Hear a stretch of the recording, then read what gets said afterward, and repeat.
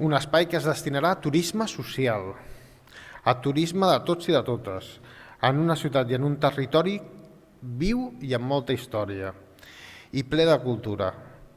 Les obres de remodelació i reconversió permetran recuperar aquest equipament proper a la platja llarga i tornar a obrir-lo a la ciutadania, que és la voluntat que compartim l'Ajuntament i el Departament.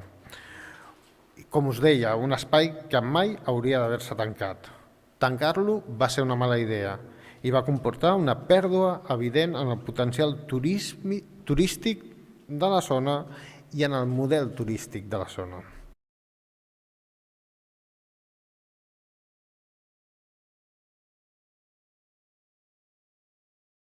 És un projecte amb una inversió important, molt important, de 12.215.000 euros, però una inversió que estem segurs que retornarà entorn de serveis a la ciutadania, que retornarà també en el benestar dels nostres joves i de les nostres famílies.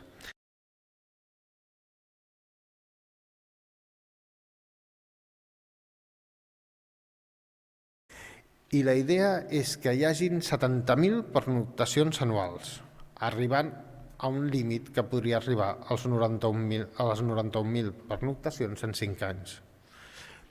També un equipament amb un model de funcionament que sigui respectuós amb el medi ambient i sostenible, un establiment autosuficient i ecològic, fomentar el turisme social proper i accessible, un espai polivalent obert al territori, amb voluntat d'allotjar diferents tipologies de ciutadans i de ciutadanes, col·lectius culturals, esportius, de lleure, escoles.